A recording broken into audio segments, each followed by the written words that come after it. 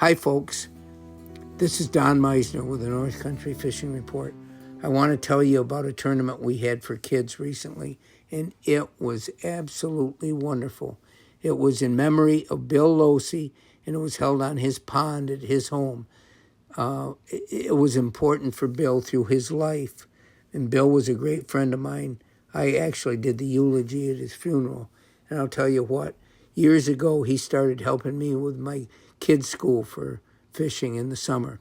I needed a place where we could bring the kids after they'd learned all about how to cast and all the other things to be able to have a treat and go fishing, and he agreed to use his pond.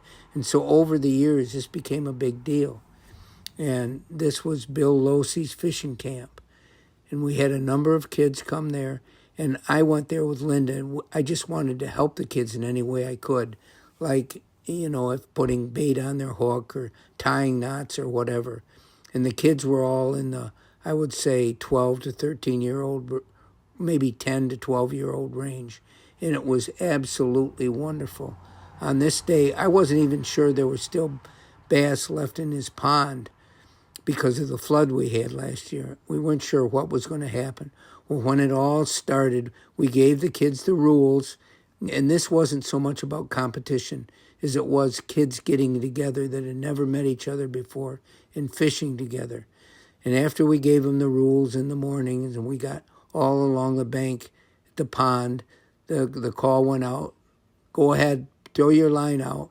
And it wasn't more than maybe 15 seconds, and you heard one of the kids yell, "Fish on!"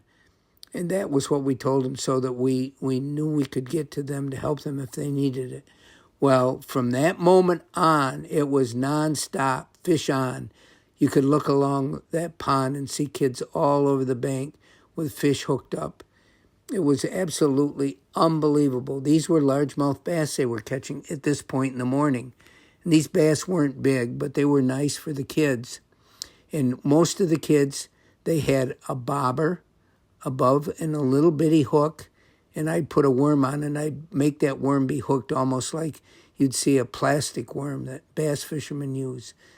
I didn't want it balled up. I wanted it lying straight. And for some reason, these kids were hooking these fish. We didn't have one fish with a hook in their stomach. It all went really great.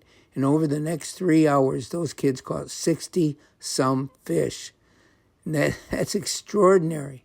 And every fish was measured and a picture taken, and we had a record of every one.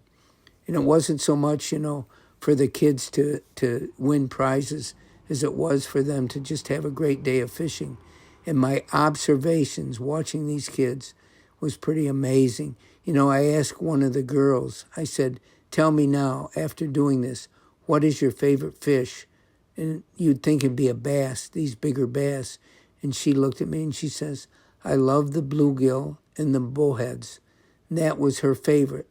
I think she liked looking at them and seeing the color. And I think it's important to remember this when you take kids fishing. A lot of times it isn't about catching great big fish. They become interested in all the other things they see. And, talking about things they'd see, I'd have kids tell me, "You see that kid over there? They wouldn't even know who it was. You should help him. I think I saw him just have trouble casting or something." They were trying to help each other. And that's a great thing about what fishing is for these kids. I was so impressed. I got to meet some really nice kids. And I'm going to talk more about this on air with you in another report with Linda and get her take on what she observed with these kids. Anyway, anytime, I guess the moral of this report is anytime you can take kids fishing, it could be a wonderful day. This was fabulous for these kids. And I'll tell you what, we had a cookout and lunch for them. And after lunch, those kids couldn't wait to return back to the bank to try to catch some more fish. It was amazing, too, to see how these fish behaved. In the morning, in the beginning, these fish went nuts. These bass went crazy. They were hitting as soon as it hit the water. And by the way, these worms weren't laying on the bottom. They were suspended, and with the bobber suspending them. And then a little while later, the bass sort of things tapered down, and you didn't see so much action. And then it was time for the bullheads to start hitting. And then after they went through their feeding time, it was maybe an hour later, the perch and the bluegills started hitting. You know, it's something I think it's important to realize that fish aren't eating all the time. And a lot of times these fish will all react at the same moment. One species of fish all become active. And then a little while later, you'll see another feeding period for another species. And this was a lesson learned for me. Anyway, folks, I couldn't wait to tell you about this great day on Bill Losey's home. It was one of the best days of the year so far for me. Until next time, folks, this is Don Meissner with the North Country Fishing Report.